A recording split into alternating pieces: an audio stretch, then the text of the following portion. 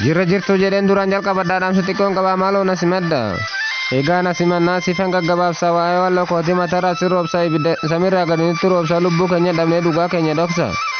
Gubanne jarana dhumanne barana waa'ee bara kanaa yoo hafne dubbanna. Rasaasaan dadhabnaan xayyaaraan nu gubee gabbaheen dubbadaanas waan na dhibe. Uummata miskiina ibiddaan nu fixaa malleen callisu shiira nu fixata numa darba silaa jabaadhaa nu fixa. Saani dhalaa ka'ee duruu ni marata yoo bari'uu ka'ee dukkanni jabaata gaafa nuuf bari'e seenaa sin gaafata. Kaabinee dhaamsa siifan qaba waan isin hojjetan hunduu quba qaba gaafa nuuf bari'e tam rabbi sin qaba. Hin daganne silaa madaa kaleessaa gabbaasee nu qale ambulaasii keessaa kanaaf hiroomtanii teessan masaraa keessa. Rabbii keessa sodaadhaa nama sodaattanii mee nurraa dhaabbadhaa sin gaha nyaatanii dhiiga ilmaan keenyaa afaan dibattanii kan duraatuun qorreeran dabaltanii.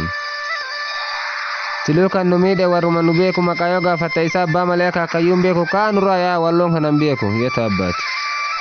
Abshiraa walloo koo ilmaa warqituudha bakka jirtanitti tokkummaa qabaadhaa umrii nuuf dheeradhaa xiqqaanis guddadhaaf duuba deebi'aa seenaa kee yaadadhaa kan mootii ajjeese bari warqituudha.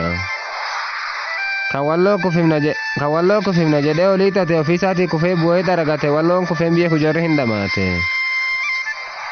Taankii fi xayyaarri silaa nun kufisu osoo akka jaraa takka nun hambisu warra taankiin dhufe kilaashiin gombisu jirtu harkaan qabee saara tarasiisu warri badii fedhe walloo haa dubbisu. Kichuu meeqa dhabnee lafa walloo irratti lafa fiitii jecha du'an haqa irratti takkaa hin kennine kunuu hanga irratti sichis kennu hin teenyu hin dhumne irratti. Hin gaddina jala onnaa hin amala dhahi kukkufisi bayi diina jala osoo nuti jiruu hattummaa nu dhaala. Yaaduu hin dubbadhu waa'ee kee akka hin oolamne siluu beekee qacalee kichuu akkatti fudhattanii yooman beeku. Xayyaarri abiyyi amilee nuun jabsu ana kan na dhibe warra dhugaa dhabsu dhugaa olaffanee sobaa labaasu akka waan guuqamee miidiyaan dabarsu warra akkanaa kanaan kan na aarsu.